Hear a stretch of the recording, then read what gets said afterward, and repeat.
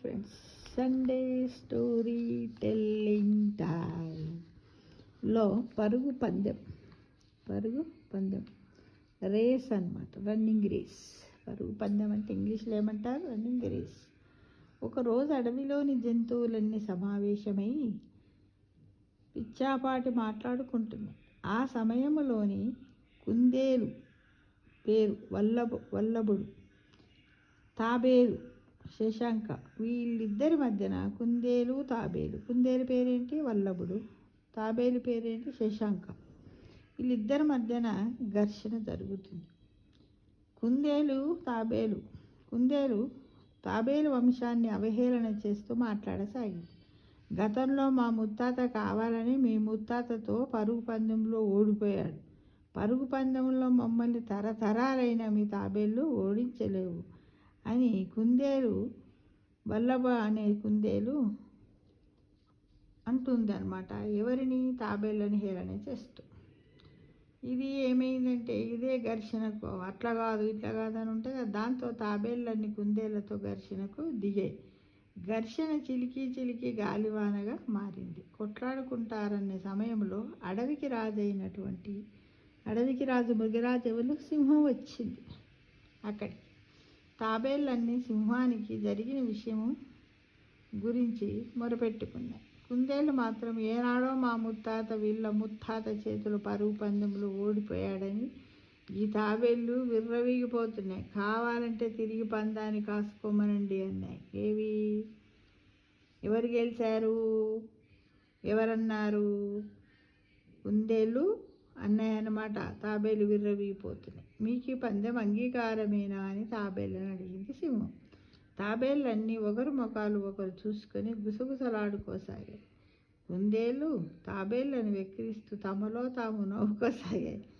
దాంతో కోపం వచ్చిన శశాంకం శశాంకమనే తాబేలు తాను ఈ పోటీకి సిద్ధమేనంటూ ముందుకొచ్చి కుందేళ్ల తరఫున వల్లభం అనే కుందేలు పోటీకి సిద్ధమైందన్నమాట. అయితే పోటీ ఏమిటంటే అడవిలో చివర ఉన్న సరస్సులోని నీళ్లను ఒక చిన్న ముంత నిండుగా ఎవరైతే ముందుగా తీసుకొని వస్తారో వాళ్ళే విజేత. ఒక చుక్క కూడా ఒరగకూడదనేది పోటీలో ఉన్నటువంటి నిబంధన అన్నమాట. పోటీ ప్రారంభమైంది. వల్లభము అనే కుందేలు ఆగమేఘాల మీద పరిగెత్తుకుంటూ సరస్సు దగ్గరకు చేరుకుంది.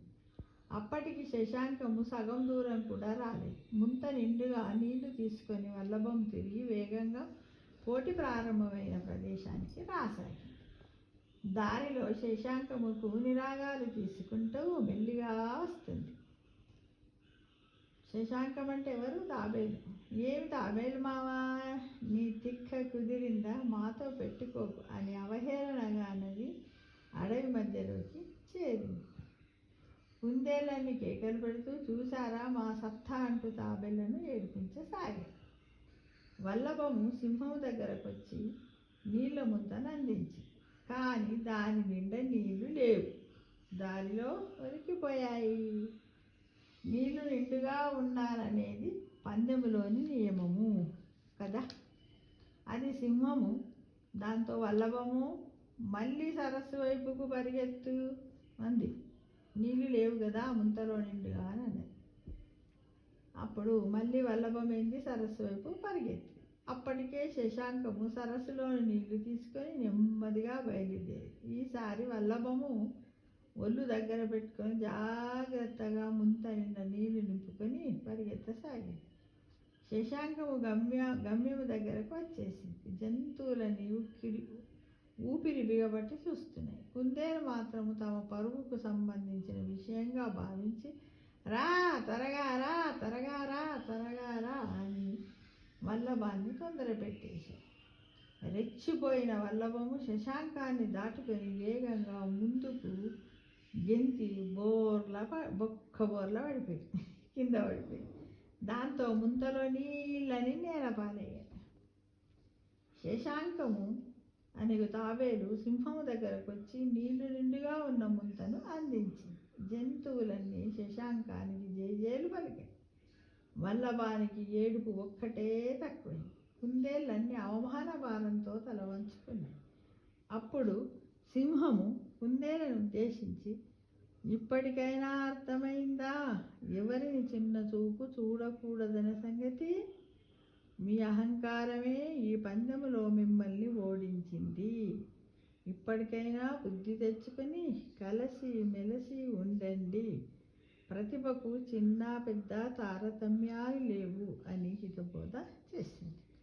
అంటే ఎప్పుడు కూడా మనకు ఈగో ఉండకూడదు, ఓవర్ కాన్ఫిడెన్స్ ఉండొద్దని ఈ కథ ద్వారా మనము తెలుసుకుంటున్నాం. కాబట్టి చిన్నప్పుడే మనం పిల్లలకి ఇలాంటి కథలను చెప్పాలి. ఏది ఏమైనప్పటికీ ఇంకొకటి కూడా వస్తుంది దీంతో. ఏంటంటే ఏ పని చేస్తున్నప్పటికీ ప్రతి పని మీద కూడా మనం కాన్సన్ట్రేషన్ పెట్టి నియమాలను పాటిస్తూ